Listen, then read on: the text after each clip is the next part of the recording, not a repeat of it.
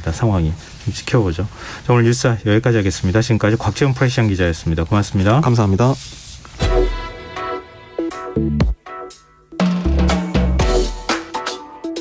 더 나은 내일을 준비하는 시간. KBS 1라디오 김성환의 시사야. 동거녀와 택시기사를 살해한 혐의를 받고 있는 이기영이 구속 기소됐습니다. 그리고 지난해 여자친구를 살해하기 전 인터넷에 독극물을 검색하는 등 치밀하게 범행을 계획한 정황도 드러났는데요. 이 동거녀의 시신 수색은 여전히 난항을 겪고 있는 가운데 추가로 확인된 증거들이 이기영 범행을 충분히 입증할 수 있을지 곽대경 동국대 경찰사법대학 교수 연결해서 얘기 나눠보도록 하겠습니다. 교수님 안녕하십니까? 네, 안녕하십니까? 네, 오늘 검찰이 구속 기소하면서 수사 결과를 밝혔는데요. 일단 택시기사 살해건에 대해서 네. 보복살인 혐의를 추가했더라고요. 네, 그렇습니다. 이게 어떤 정황을 보고 이런 판단을 한 겁니까? 네, 이기영이 2018년에 음주 운전을 해서 이제 집행유예를 받은 적이 있고요. 네. 그리고 2019년 11월에 그 항소심에서 똑같은 음주운전 혐의로 징역 1년을 받은 적이 있습니다. 네. 그러면 지금 현재는 그 가중처벌이 적용되는 누범 기간에 속하는 거죠. 그래서 자신이 이제 가중처벌 받을 이런 걸 걱정을 해서 그 택시기사가 음주운전에 관한 신고를 하지 못하게 집으로 유인한 다음에 살해를 했다. 그렇다면 자기의 처벌을 받지 않기 위해서 피해자를 살해한 보복 살인 혐의를 적용할 수 있는 거 아니냐 이렇게 본 거죠. 그렇군요. 근데 동거녀를 살해하기 전에 치밀하게 살인을 준비한 것으로 보이는 정황들도 지금 검찰이 공개를 했어요. 어떤 내용입니까? 네, 그렇습니다. 범행을 하기 전에 본인이 그 일부 독극물에 대해서 검색을 한 그런 증거들이 휴대폰에서 이제 발견이 됐고요. 예. 그리고 또 뭐 여러 가지 이제 파주의 그 변사체 관련된 거라든지 네네. 아니면 사체를 뭐 유기한 것으로 이제 추정이 되는 그 공면청의 물의 흐름 방향 뭐 이런 것들에 대해서 이제 알아보려고 한 그런 정황들 뭐 이런 것들 그리고 뭐 휴대폰에 잠금을 어떻게 해제하는지 그런 방법들을 검색한 이런 여러 가지를 볼 때 상당히 사전에 미리 살해를 계획을 한 그런 의심이 있다 이렇게 이제 보는 겁니다. 근데 살해를 계획했다고 하는 정황이 드러나는 것과 시신을 찾아서 네. 직접 살해의 증거를 찾는 것은 좀 다른 개념인 거죠? 네네, 그렇습니다. 분명히 실제로 이제 살인이 저질렀다는 걸 확실하게 이제 알 수 있는 것은 이제 사체를 발견을 하는 거죠. 예. 그럼에도 불구하고 이제 우리나라에서 이제 시신이 없는 그런 어떤 살인 사건에 대해서 또 유죄가 이제 인정이 된 그런 경우들도 꽤 여러 번 있습니다. 예를 들어가지고 지난번에 제주도에서 이혼한 전 남편을 제주도에서 이제 뭐 목포로 가는 그 배에서 이제 살해를 했던 고유정 사건 같은 경우에 여러 가지 정황 증거로 볼 때 충분히 이제 살인을 한 것이 인정이 돼서 비록 사체를 발견은 하지 못했지만 네. 유죄가 인정이 된 거죠.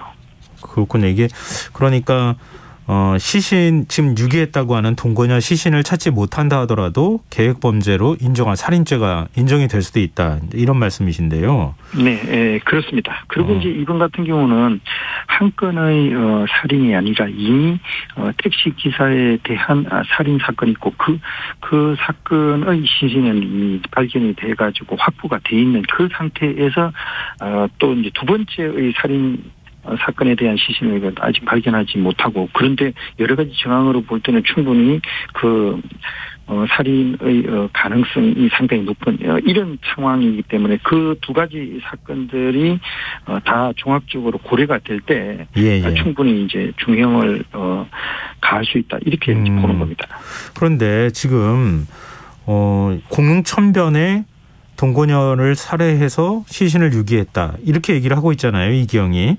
네. 근데 지금 못 찾고 있어요, 지금까지. 네네. 뭐 그 검경은 설 연휴 기간 동안에도 지금 수색하겠다고 얘기하고 있는 상황인데 이기영의 얘기를 얼마나 신뢰해야 되는 겁니까? 이게 뭐 신뢰 같은 어떤 희망을 붙잡기 위해서 그런 겁니까? 아니면 어느 정도 그 말에 신뢰성이 있다고 보는 겁니까? 예, 분명히 처음에는 자기가 그냥 유기를 했다 이랬다가 나중에는 그 이제 시신을 어느 정도 이제 흙에다 이제 파묻었다. 네네. 이렇게 이제 이야기를 하고 그 장소도 이제 일부 좀 변경이 되고 한 뭐 이런 볼 때 분명히 처음에 경찰에 충분히 수사에 협조하지 않은 그런 측면도 있긴 합니다. 그런데 네. 이제 두 번째의 진술부터 하고 그리고 자기가 실제로 시신을 유기한 장소를 찾기 위해서 이제 현장에 가서 좀 적극적인 모습을 보이고 하는 그런 걸로 볼 때 어느 정도 이제 신빙성은 있는 게 아니냐 이렇게 이제 보고는 있는데요. 네. 그런데 이제 지난해 여름에 굉장히 그 많은 물이 그 비가 많이 오고 하면서 그 공릉평 주변의 지형의 어떤 변화가 있고 그리고 이제 그 강변에 있는 여러 가지 물들, 유실물들 이런 것들이 많은 빗물에 의해 가지고 강물에 의해 가지고 씻겨서 이제 하류로 내려가서 그 가능성도 완전히 배제할 수는 없거든요. 예. 그렇기 때문에 그런 것들을 다 이제 종합적으로 고려해서 이제 판단할 필요가 있지 않나 생각합니다. 네. 근데 지금 만약에 지금 이기영이 매장했다고 하는 시신을 못 찾는다 하더라도 네. 집에서 동건형 혈흔이 발견된 것에 좀 기대를 걸어야 되는 거 아니냐 이런 얘기도 나오는데요. 네네. 그 혈흔이 그렇습니다. 살인을 저질렀다고 하는 걸 입증하는 중요한 증거가 될 수 있습니까? 네, 그 이제 가능성은 있는 걸로 보여집니다. 왜냐하면 이 혈흔이 그냥 단순하게 사고라든지 또 생활 과정에서 이제 피가 잠깐 나와가지고 이제 혈흔이 있는 그런 것이 아니라 그 비산된 형태의 혈흔이었다고 하는 거죠. 그런 어떤 굉장히 강한 물리적인 힘에 의해서 그래서 폭력이라든지 공격적인 행동을 하는 그런 과정에서 이제 혈흔이 만들어진 그런 정황이 있고요. 그리고 이게 한 번에 의해 가지고 만들어진 것이 아니라 여러 차례에 걸쳐 가지고 폭행이 가해진 그런 형태를 보여주는 혈흔이기 때문에 상당히 유력한 증거가 이제 될 수 있다. 이렇게 이제 볼 수 있는 거죠. 근데 만약에요, 이기영이 그거는 내가 살해를 하기 위해서 있었던 일이 아니다. 예를 들면 서로 간에 다툼을 잠깐 벌였다던가 이런 방식으로 얘기를 해버리면 진술하면 그러면은 입증하기가 쉽지 않은 거 아닙니까? 네. 그런데 이제 그것도 물론 몇 달 전에 그런 어떤 혈흔 자국이 남은 거기 때문에 정확한 상황을 갖다 보긴 어렵습니다만 이런 혈흔들이 이제 한 번에 발생을 한 건지 아니면 여러 번의 폭력 행동, 그러니까 단지 한 번 그냥 잘못 밀치거나 해가지고 한 게 아니라 여러 번의 그 폭력적인 공격 행동에 의해 가지고 만들어져 있는 그런 혈흔 형태다라고 한다면은 상당히 굉장히 난폭한 그 행동이 있었을 걸로 이제 생각이 되고 그때 가해졌던 물리적인 그 폭력의 그 힘이 한 사람의 생명을 빼앗아 갈 수 있는 그런 정도의 강력한 공격력이 가해진 건지 이런 것들을 좀 판단을 할 수 있는 그런 어떤 근거들이 될 수 있지 않을까 생각을 합니다. 혈흔이 비산되거나 이런 모양을 볼 때 상당량의 출혈이 있었을 것으로 추정이 되거나 아니면은 둔기를 휘둘렀을 때 이건 일반적인 다툼에서 할 수 있는 정도 수준은 아니다. 이런 식의 추정이 가능하다는 말씀이시잖아요. 네. 그리고 그것이 이제 여러 번에 걸쳐 가지고 이제 폭력이 가해져서 한 사람의 어떤 생명을 빼앗을 정도의 그런 어떤 힘이 가해졌는지 아닌지 그런 것들을 이제 확인을 하는 게 필요하다고 생각합니다. 네. 오늘 검찰이 수사 결과 발표하면서 이기영이 사이코패스 성향이 있다. 이렇게 얘기를 했거든요. 근데 지난 검사에서는 판단 불가가 나왔잖아요. 네. 이 검찰은 어떻게 이런 판단을 내린 겁니까? 근데 여러 가지 사이코패스 여러 가지 이제 특성들이 있는데 그 중에서 굉장히 자기 중심성이 강하다. 그리고 이제 반사회성이 분명히 있다. 그리고 이제 뭐 자신의 이득이라든지 순간적인 욕구 충족을 위해 가지고 굉장히 즉흥적이고 이기적으로 이제 행동한다. 또는 이제 자신의 어떤 감정이라든지 충동을 조절할 능력이 이제 부족한 그런 어떤 성향을 보인다는 뭐 이런 것들을 다 이제 종합적으로 고려해 가지고 네. 사이코패스의 성향이 이제 관찰된다. 이렇게 이제 본 거고요. 예.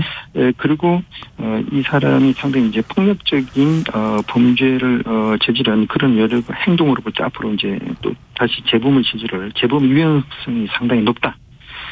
이런 종합적인 이제 판단을 하게 된 겁니다. 네. 분명히 경찰에서 이제 조사했을 때부터 좀 더 시간을 가지고 여러 가지 다양한 자료들을 좀 추가적으로 이제 검토를 해서 이제 나온 그런 판단이 아닌가 생각됩니다. 네. 근데 만약에 사이코패스 진단을 받게 된다고 하면요. 이번처럼 시신 없는 살인이 있거나 이렇게 될 경우에 마지막에 갔을 때는요. 근데 정황을 가지고 어떤 살인을 입증하는 데 있어서 이런 사이코패스 진단이 어느 정도 도움이 됩니까? 여러 가지 이제 정황 증거들을 종합적으로 고려하고 판단하는 그런데 참고가 이제 될 수는 있고요. 그것 자체가 뭐 결정적인 증거다라고 이제 하기는 좀 어렵죠. 왜냐하면 사이코패스도 아니다라는 거는 그 사람의 어떤 성향이 이거다라고 우리가 예를 들어서 뭐 몸에 기침을 하고 뭐 그런 어떤 뭐 열이 오르고 했을 때 이것이 이제 감기도 아니다. 이렇게 이제 진단하는 그런 것과 이제 같은 거거든요. 네. 그렇기 때문에 이제 그 진단을 했지만 실제로는 거기서 구체적으로 어떤 행동이 있고 그것이 과연 위법한지 아닌지 이게 이제 중요한 건데요. 예. 분명히 그런 것들을 종합적으로 해가지고 사이코패스적인 성향이 높다고 한다면 그 사람이 굉장히 다른 사람과 공감하는 능력이 부족하고 굉장히 자기 중심적으로 그래서 폭력적인 성향이 상당히 높을 거다. 이런 것들을 감안하면 네. 상당히 뭐 형량이 좀 영향을 줄 수 있는 그런 어떤 정황 증거로서는 작용을 하지만 그것 자체만으로 또는 이제 그것 하나만으로 이제 판단을 할 수 있는 건 아닙니다. 근데 이경의 성향을 보여주는 또 다른 사례가 허위 사업체를 만들어서 코로나19 뭐 소상공인 지원금을 타냈다고 하는 걸 텐데요. 네네. 살인 사건을 만약에 저질렀다는 가정을 하면 살인 사건을 저지르면서 또 이런 일을 벌이는 거 이것도 좀 관련이 있는 겁니까? 네. 그러면 이 사람은 우리 사회의 어떤 법규범 내지는 사회적인 규칙을 위반하는 것을 상당히 대수롭지 않게 생각하는 사람이다라는 걸 볼 수 있는 거죠. 결국 그 사람의 어떤 준법의식 이런 게 이제 굉장히 약하고 자기에게 이득이 되는 그런 일이라면 수단과 방법을 가리지 않고 일단 뭐 행동을 하려는 그런 성향이 있다.